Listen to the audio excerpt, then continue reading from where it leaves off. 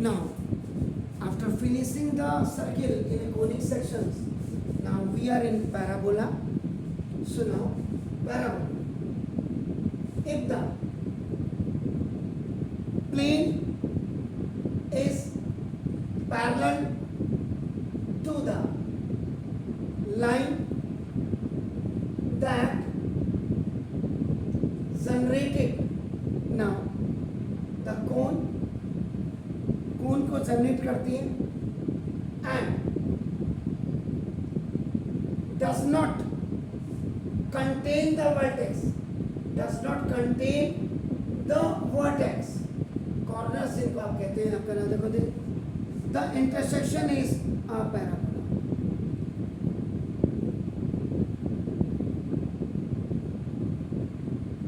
The intersection is a parabola.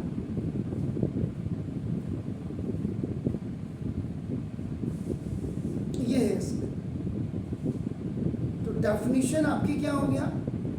A conic section is a curve in a plane that can be obtained by the intersection of the double napped right circular cone with a plane. या इसकी जो definition अगर आप कहेंगे, this is now conic section is the set of all points. Now all point P is a plane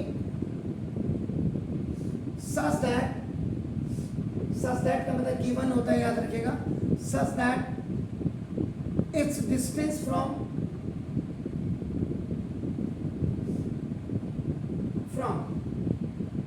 fixed point and a fixed line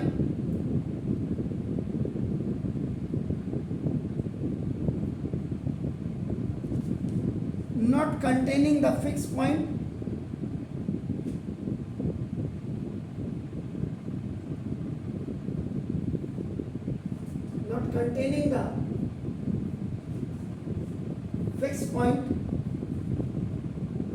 are in a constant ratio.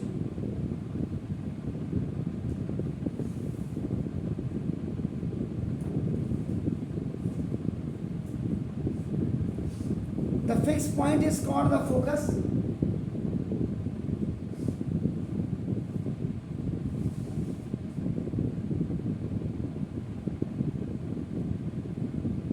इसको focus कहते हैं and is generally denoted by S.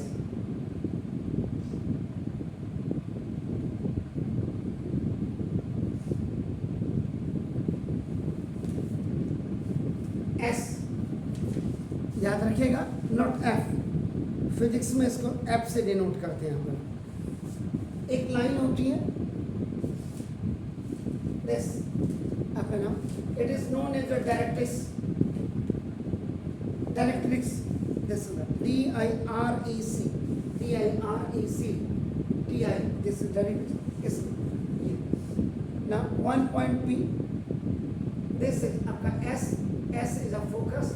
आपका देखो ना, this from P ये perpendicular आपका नाम ये हो जाता है.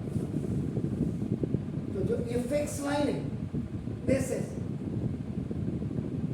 along with जनरली आपका y एक्सिस होगा, तो fix line is called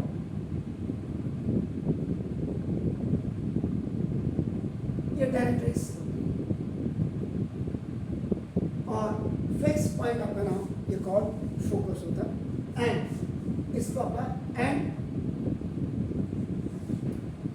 denoted by, इसको आपका स्मॉल एल से आप डिनोट करो. एस इज ए फोकस हो गया. ये जो पी है is a point on A conic section पे आपका ये पॉइंट हो गया आपका ना, देखो. And PM, this is PM is perpendicular on directrix आपका हो गया आपका ना, देखो this is the, तो then by definition, ये जो आपका definition से आपका होगा ये SP over S P over P M is equal to आपका ये कांस्टेंट हो जाता है अपना and this constant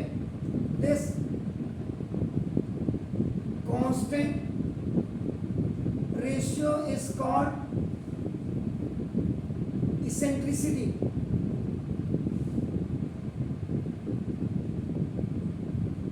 and it is denoted by small e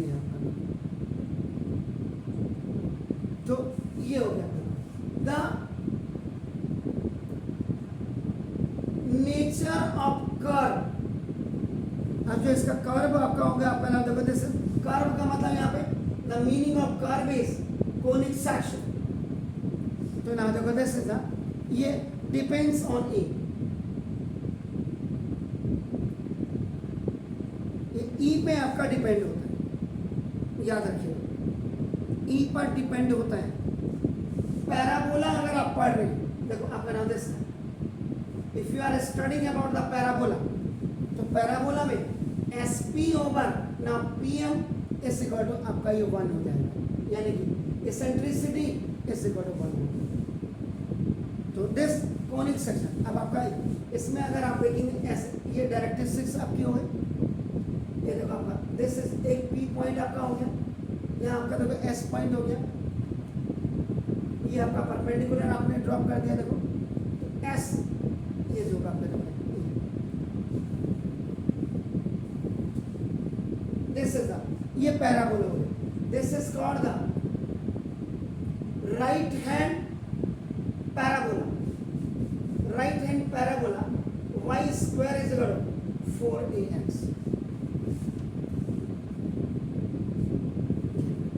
अभी मैं खाली इतना ही डेफिनेशन आपका बता रहा हूं।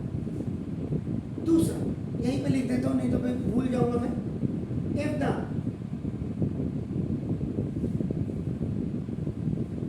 conic section is ellipse